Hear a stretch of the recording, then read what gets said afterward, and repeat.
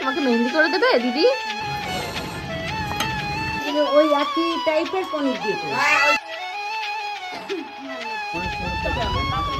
কাঁকড়া মাছ তোমরা বলো, আমরা কাঁকড়াই বলি। সকালবেলা ঘুম থেকে উঠেই বাপের বাড়ি যাওয়ার জন্য প্রস্তুতি নিচ্ছি। বিশেষ করে বাবার দোকানে আজকে যাব।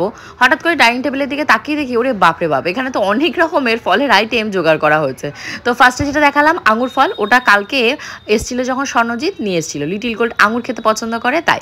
আর লিটিল গোল্ডের বাবা আপেল মুসম্বি এই সমস্ত নিয়ে এসছে। আর এই দেখতে পাচ্ছ অরেঞ্জগুলো তোমাদেরকে দেখাচ্ছি, এটা কিন্তু আমাদের লোকালের নয়, এটা কিন্তু বান্টি গেছিল সিকিমে। গেস সিকিম থেকেই বান্টি আমাদের জন্য এই আপেলগুলো নিয়ে এসছে। আর এই যে দেখানো হচ্ছে বেলটা, এটা হলো মহাদেবের মাথায় অর্পণ করা হয়েছিল। ওই যে পাড়ায় বললাম না বাৎসরিক পুজো ছিল, সেই দিন মহাদেবের মাথা থেকে তুলে আমার হাতে দিয়েছিল বাড়িতে এনে খাওয়ার জন্য। আর সোমনাথ একটা বেল দিয়ে গেছিলো, ওই বেলটা দিয়েছিলাম বাবাকে খাওয়ার জন্য। আমার বাবাও জানো তো বেল খেতে খুব পছন্দ করে। তারপর ঢুকেছি এই ঘরে, জামা কাপড় যেটা পরে যাবো সেটা খুঁজতে গিয়ে কিছুই খুঁজে পাচ্ছি না। পাবো কোথা থেকে? এত পরিমাণে জামা কাপড় কাচা হয়েছে লাস্ট 2-3 দিন ধরে, শোকায়নি। সেগুলো শোকানো হচ্ছে, তোলা হচ্ছে, ভেজা হচ্ছে, একটা যেন জগা খিচুড়ি অবস্থা। তো সেখান থেকে কিছু জামা কাপড় থেকে প্রচণ্ড বাজে একটা স্মেলও করছে, বৃষ্টির জামা কাপড়। তো সেগুলো আমি আলাদা করছি। আলাদা করতে করতে এদিকে দেখি লিটিল গোল্ড ঘুম থেকে উঠে গেছে, উঠে এই খাটের উপর দাঁড়িয়ে নৃত্য চালাচ্ছে। নৃত্য চালাতে আমাকে বললাম তুমি মা এখানে দাঁড়িয়ে থেকো না, দাঁড়িয়ে না থেকে তুমি ওই ঘরে গিয়ে তোমার ব্রাশ কোথায় আছে জোগাড় করো। এর ভেতরে দেখো দুঃসংবাদ নিয়ে এসছে একটা। ভেঙে ফেলেছো, এটা ক্র্যাশ হয়ে গেছে কাছে। থ্যাংক গড আমার মোবাইল ফোনটা মানে অক্ষত আছে, ভেঙে যায়নি। এই তো জাস্ট সেদিনকে স্প্ল্যানেডে গেলাম, তখনই তো ওর ব্যাক কভার তারপর গ্লাস কভার যেগুলো থাকে সব কিছু চেঞ্জ করেছি। এই মুহূর্তে ফোন কিনতে গেলে গল্প আছে। তো এখানে সমস্ত জামাকাপড় ভাঁজ করছি আর ভাবছি এই সপ্তাহে কিন্তু আমার ব্যাক টু ব্যাক অনেকগুলো ইনভিটেশন রয়েছে। বিয়ে বাড়ি রয়েছে, জন্মদিন রয়েছে, তারপর একটা শ্রাদ্ধেরও ইনভিটেশন রয়েছে। যদিও আমি শ্রাদ্ধ বাড়ি ইনভিটেশনটা মানে অ্যাটেন্ড করি না, তাও নিজেদের ভেতর হলে করি, বাট মানে রিলেটিভের ভেতরে না হলে আমার তো কোনো প্রশ্নই ওঠে না। আর গোবিন্দও খায় না। অ্যাকচুয়ালি তোমাদের সাথে আগেও একবার শেয়ার করেছিলাম, যখন আমি কথাটা বলছি তখন আরেকবারও শেয়ার করে দিই। মানে শ্রাদ্ধ বাড়িতে তোমরা যদি মানে অন্ন গ্রহণ করো, তাহলে যার উদ্দেশ্যে শ্রাদ্ধটা করা হচ্ছে সে যা যা পাপ করেছে মানে পাপের ভাগিদার 1% হলেও তোমাকে নিতে হবে। তো সেটা জানার পর থেকে, যখন জানতাম না তখন অবভিয়াসলি আমি খেয়েছি। আর বলে না যে না জেনে কোনো পাপ করলে সেই পাপ হয়, মানে সেই পাপ হয় না, বাট জেনে পাপ করলে সেই পাপের ক্ষমা হয় না। তো আমি জানার পর থেকে নিজেদের রিলেটিভ বা একদম আর্জেন্ট যারটা আমার খেতে ভালো লাগবে তারটা ছাড়া আমি কখনোই মানে অন্ন গ্রহণ করি না। তো সেই সমস্তর জন্য ব্লগটা মানে অনেক সুন্দর সুন্দর ব্লগ আসবে, সাজগোজ হবে। সবাই কিন্তু আমার চ্যানেল এবং page Priyanka's time story follow করে দিও। আর এখন ব্রাশ ট্রাশ করে যাবো হলো রান্নাঘরের দিকে। শিবানীদিরা এখনও ঢোকেনি। শিবানীদিরা না ঢুকলে রান্নাঘরে এটো বাসন কোসন তো সব পড়ে থাকে, ওই টুকটুক করে মেজে একটার পর একটা কাজ করতে গেলে অনেক টাইম লেগে যায়। আর লিটিল গোল্ডের শরীরটা না প্রচণ্ড খারাপ হয়েছে। কালকে রাতের বেলা তো মানে খাচ্ছে আর বমি করছে, খাচ্ছে আর বমি করছে। এবার কি করেছি যাতে বমি না হয়, আমি না ওর মুখটা মানে হালকা হাতে মানে প্রেস করে ধরেছি, চেপে ধরেছি গামছা দিয়ে। এইবার কি হয়েছে, ওর সে বমিটা করেছে আর ফিনকি দিয়ে সব ওর চোখে মুখে নাকে ঢুকে গেছে। ঢুকে গেলে যেহেতু তখন অনেকখানি রাত ছিল, আমি কি করেছি ওকে না আর মানে জল ব্যবহার করায়নি, জল ব্যবহার না করে ওয়াইপস আছে, ওয়াইপস দিয়ে মুখটা ক্লিন করে দিয়েছি। সামহাও ওই মানে খিচুড়ি মনে হয় ওর চোখে ঢুকে গেছে। সকাল থেকে দেখছি মেয়েটা চোখটা খুলতেই পারছে না, সে যে কি কষ্ট হচ্ছে ওকে দেখলে। মানে চোখে ইনফেকশন হয়ে গেছে, পুজ জমে গেছে। এবার পুজের জন্য কি হচ্ছে, ও দুটো আইল্যাশেস পুরো মানে আটকে যাচ্ছে, আইলিড মানে মানে দুটো আটকে এমন অবস্থা ও চোখ খুলতে পারছে না, কাঁদছে মা মা মা মা করে। তারপর কি করব, আমি যেহেতু জানি, আমি তাড়াতাড়ি করে কি করেছি, গরম জলের ভেতর কটন দিয়ে হালকা হালকা করে চিপে চিপে ও চোখটা খোলার চেষ্টা করছি। আর ও চুপ করে বসে আছে, কারণ ও তো মানে সিরিয়াসলি ও চোখ খুলতে পারছে না। ও একটা চোখ হাফ খুলতে পারছে, আর একটা চোখ পুরো আটকেই আছে। মানে এত পরিমাণে পুজ হয়ে গেছে ওর ভেতর, প্রচণ্ড ভয় আর টেনশন কাজ করছে। ওর বাবাকে এখনও বলিনি, ওর বাবাকে বললে তো চেঁচামেচি করবে, কারণ কালকে যখন এই ঘটনাটা ঘটিয়েছি মানে ওই যে খিচুড়িটা চোখে গেছে, তখন ওর বাবা ছিল সামনে। ওর বাবা আমাকে বারবার বলেছে চোখ মুখ ধুইয়ে দাও।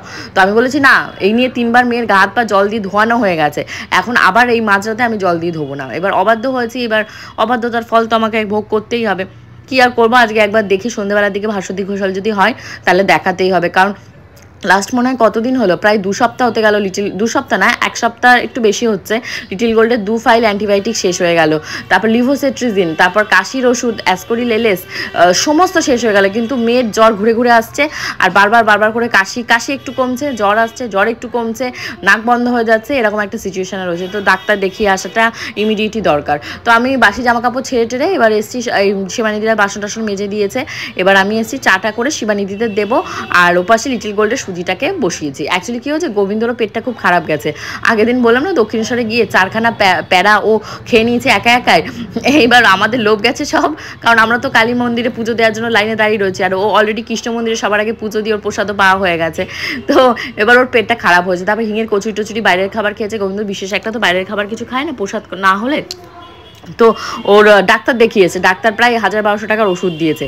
তো খেয়ে দিয়ে গোবিন্দ পেটে বললো যে ডাক্তার দুধের জাতীয় দুগ্ধ প্রোডাক্ট যেগুলো ডেয়ারি সেগুলো খেতে বারণ করেছে। পেট খারাপ হলে অবশ্যই বলে যে দুধের খাবার খেতে না। তো গোবিন্দ খাবে না বলে অনেকখানি দুধ দিয়ে দিয়েছে। আর আমার তো এপাশে দুধ খাওয়ার কেউ তো নেই না। এবার আমি কি করব? আর জানো তো তোমরা একটা জিনিস, একটা বয়সের পরে দুধের কোনো প্রয়োজনই হয় না। এই যেমন ধরো 12 বছর 14 বছর হয়ে গেল, তারপরে গ্লাস দুধ খাওয়া না খাওয়া সমান। তোমরা তার বদলে একটা ক্যালসিয়ামের ওষুধ খেতে পারো। যেটুকু আমি জানি সেটুকুই তোমাদের সাথে শেয়ার করলাম। তো নিচে আজকে রান্না হচ্ছে তোমাদের কাতলা মাছ, তার সাথে মনে হয় ডাল রয়েছে, টমেটোর ডাল, আর একটা যেন কি একটা বেশ হচ্ছে, আমার না সঠিক আমি দেখতে পেলাম না, আমি ব্যস্ততার ভেতরে রয়েছি। দেখতেই পাচ্ছ পুজো টুজো দিয়ে একদম খাওয়া দাওয়া করে তোমাদের গপুদার জন্য লুচি আর তরকা রান্না করেছিলাম, সেগুলো দিয়ে টিয়ে রেডি হয়ে চলে এসেছি। উনি আজকেও কি করেছেন, আমার বানানো তরকা ফেলে দিয়েছে, লুচিগুলো শুধু খেয়েছে।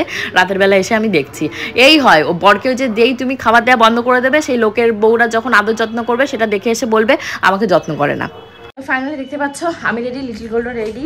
এখন বেরোতে হবে, কাঠের পুল দিয়ে যাবো। বাইরে প্রচণ্ড রোদ, জানি না জামা কাপড়গুলো কখন শুকাবে। ওই যে করেছে দেখো, আরেকজন অবস্থা দেখো। বেশি পাকা বাচ্চাতে এরকমই হয়, লেগেছে পায়ে, ছোবে না, ওকে কিছু করবে না। প্যান্টটা পরিয়েছি, বলছি কি বাবার প্যান্ট।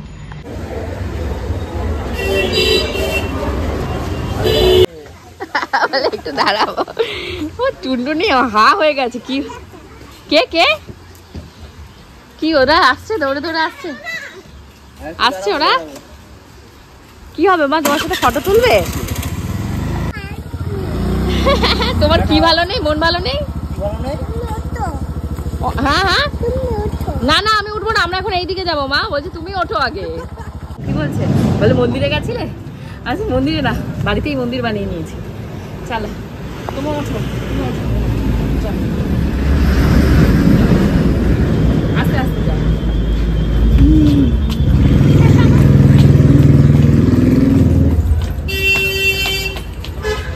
মোমো, তুমি মোমো, তুমি কাকা ছেড়ছো? বলছে আমাকে মামা, এইটা কে? আমি কে? আর এটা কে? এইটা কে? তোর এই গরমের ভেতরে এইটা আবার কেন পরে এসেছিস তুই সকালে? শোনো না, আমি কে?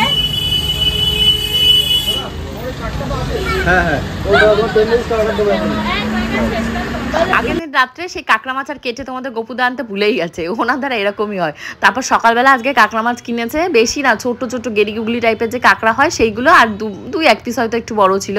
তো ওইটাই মাকে নিয়ে এসছি আমি ওই খালপাত দিয়ে। তো বান্টিকে বলেছি একটু এগিয়ে দিয়ে যেতে, কারণ মাছ হাতে নিয়ে খালটা পার হয় না, মানে দুপুরবেলা একটু ভয় করে। তো এখন পূজার সাথে লিটিল গোল চলে যাচ্ছে, তারপর পূজা স্বর্ণ মিলে যাবে ফ্ল্যাটে। ওদের ফ্ল্যাটটা অলমোস্ট এখন রেডির পথে আছে। মানে ডোজ পড়লে মানুষের যা হয় আজকালকার দিনে, কি বলতো, মানুষ না শক্তের ভক্ত আর নরমের জম, নরম মাটিতে বেশি করে আছড়াবে। প্রচুর কিছু রান্না হয়েছে। কাঁকড়া মাছটা গোপালদা নিয়ে এসছে।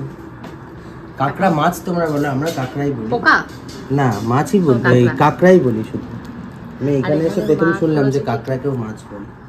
আর চিংড়িকেও তো চিংড়ি বলতে হয়, চিংড়ি ফিশ বলা যাবে না। ফ্ল্যাট কত দূর?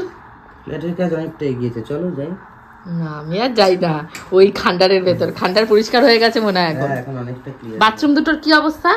বাথরুম ওরকম অবস্থা, তাহলে তো বিপদ, দুটো পরিষ্কার করতে হলো। রাখতেই হবে। পূজা যেহেতু এটা সোশ্যাল ম্যারেজ হচ্ছে, মানে আইনগত যে বিয়েটা সেটা হচ্ছে, এটা মানে ওটাকে বলে না, মানে যেটা আমাদের হিন্দু শাস্ত্র মতের বিয়ে সেটা তো হচ্ছে না। তো তত্ত্ব দেয়া দিয়েটা এইবার আর নেই। তো মামি এসছে যে তত্ত্বে কি শাড়ি দেওয়া হচ্ছে। তত্ত্ব বলতে অ্যাকচুয়ালি বাবা মা পূজাকে যে শাড়িগুলো দিচ্ছে, বা পূজা শ্বশুরবাড়ি থেকে যে শাড়িগুলো আশীর্বাদ করে ওকে দেওয়া হবে, সেই সমস্ত শাড়িটারই দেখা দেখি হচ্ছে। মানে এবার মনে হচ্ছে ফাইনালি পূজার বিয়েটা আসছে। তো এই যে শাড়িটা দেখতে পাচ্ছ তোমরা, মানে যে সবুজ সবুজ, এটা তোমাদের গপুচন্দ্র কিনে দিয়েছে আমার মাকে। শাশুড়ি মা বেঁচে থাকলেও তো গপুচন্দ্র মানে তার মাকে একটা দিত, তো সেই পারপাসে দিদি। হ্যাঁ দিদি মেহেন্দি করে দেবে, ও খুব খুশি।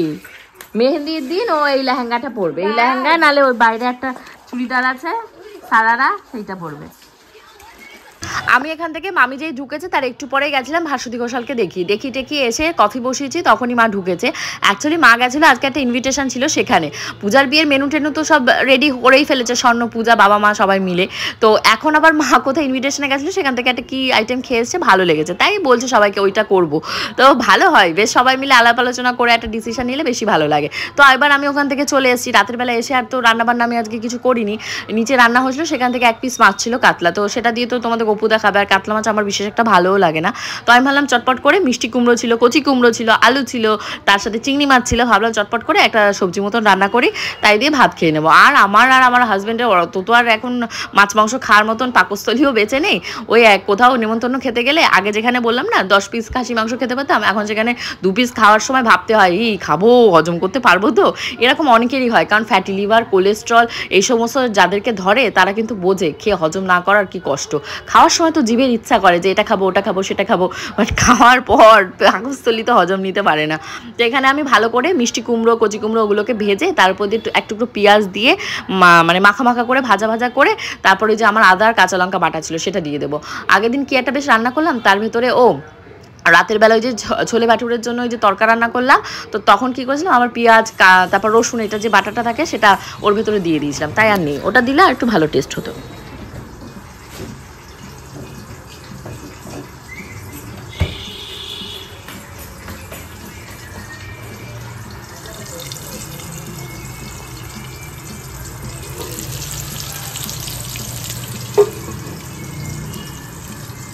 রান্না অলমোস্ট ডান, 5-10 মিনিট রেখে ফুটিয়ে নিলেই খাবার রান্না হয়ে গেছে। এগুলো রান্না করতে চিংড়ি মাছ এমনিতেই বেশি টাইম লাগে না। তো আমি ডিনার করতে বসে গেছি, আর মুখটা আজকেও প্রচণ্ড চুলকাচ্ছে, কেন জানি না, আমার মুখ চুলকানো একটা রোগ ধরে গেছে। তো মুখে একটু ওই যে টক দই আর আমার যে উপটান ফেস মাস্কটা সেটা অ্যাপ্লাই করেছি, করে খেতে বসেছি। আর তোমাদের গপুদাকেও বলছি তাড়াতাড়ি খেতে বসো, কারণ ওনারও ভাইরাল ফিভারের মতন হচ্ছে, জানি না কার থেকে আমার মেয়ের ভাইরাল ফিভার হচ্ছে। অ্যান্টিবায়োটিক দিয়েছে, সভেন্টাস এলএস এই সমস্ত অনেক রকম ওষুধ দিয়েছে, আর ওষুধ সব পাল্টে দিয়েছে, ওগুলো সব খাচ্ছে। তুমি বসে পারো, তোমার ওষুধ দিয়েছে। হোপফুলি আজকে ব্লগটা তোমাদের ভালো লেগেছে, ভালো লাগলে অবশ্যই কিন্তু কমেন্ট করে জানিও। কালকে কিন্তু আমার রয়েছে বিয়ে বাড়ি যাওয়া মানে ধামাকা ব্লগ আসবে, সবাই কিন্তু দুপুর 2টোর সময় আমার ওয়েট করো। আর আজকে এখন লিটিল গোলকে নিয়ে তাড়াতাড়ি বেডে চলে যেতে হবে, কারণ লিটিল গোলকের শরীরটা তো ভালো না।